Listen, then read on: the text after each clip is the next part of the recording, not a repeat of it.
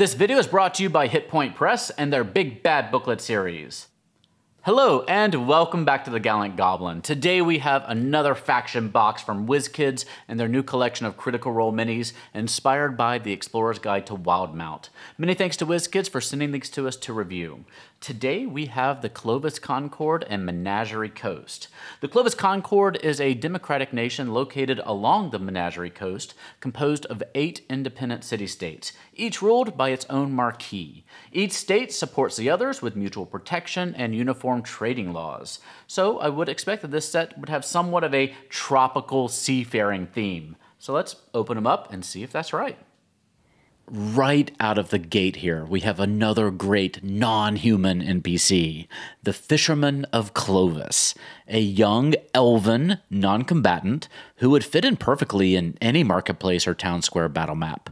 With the figure's pale skin, this could also be used as a drow NPC, which is pretty cool to have maybe in like a night market. Oh my god, I love this little gnome or halfling noble. One thing to remember about the Clovis Concord is that the organized crime syndicate known as the Myriad has started infiltrating the political class, such as, potentially, this noble here. The Cold War between the Clovis Concord and the Myriad may soon break out into open warfare.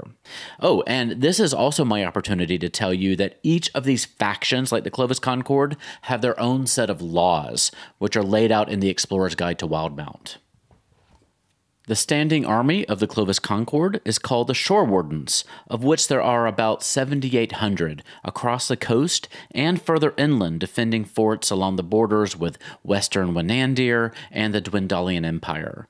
With this figure's distinctive clothing, she may not make a good generic soldier mini, but she could be a very cool personal bodyguard for a very important humanoid. The Clovis Concord is also protected by the Zalizo, a mercenary guard force who work with the marquis in the various city-states in order to enforce their laws. There are about 5,200 Zalizo divided among the 8 city-states. This one here is a Ravenite Dragonborn, and the mini would also make a fantastic PC mini. The Blood Hunter was one of the very first pieces of content that Matt Mercer offered to the D&D community, and while the class isn't detailed here in the Explorer's Guide to Wildemount, it can be found on D&D Beyond and on DM's Guild. But the Explorer's Guide does offer a stat block for a Blood Hunter NPC using the art here that inspired this mini. Blood Hunters are stalkers who have used dark rituals to acquire monstrous powers to hunt the real monsters. The Blood Hunter NPC has a CR of 5. The Pallid Elf is one of the new subraces added in the Explorer's Guide to Wildemount. They're a brand new race to the world, less than 100 years old. They emerged from the Pallid Grove along the Menagerie Coast. In fact, though, they are the descendants of a race of reclusive elves who were nearly annihilated during the Calamity. The surviving elves and the wood itself were all left bleached and broken. The Pallid Elves are blessed by the Moonweaver, giving them access to the Light Cantrip, and at 5th level, the Invisibility spell. Along with the Volstrucker Agent, which was in the Dwendalian Empire faction pack, the Grinner here is the other new background option added in the Explorer's Guide to Wildemount.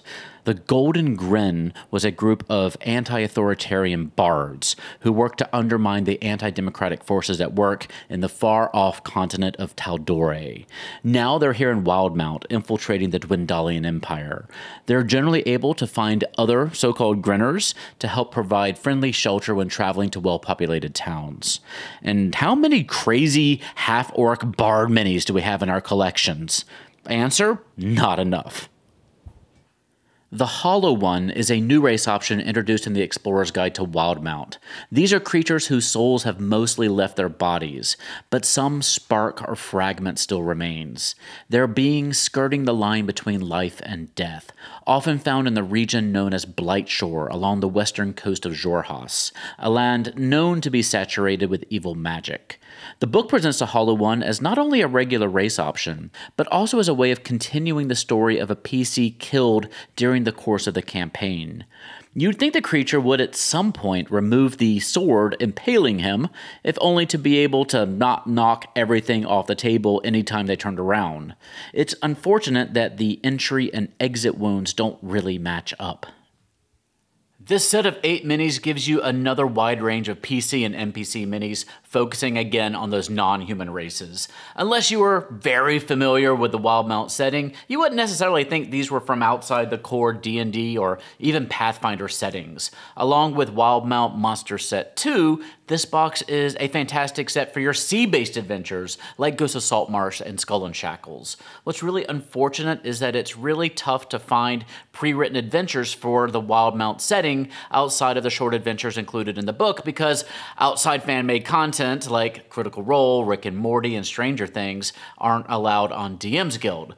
So you are more or less on your own in telling good stories in Wildemount, but I know so many of you out there are fantastic storytellers who much prefer to forge your own path. If you are running some Wildemount adventures, I'd love to hear about them in the comment section down below.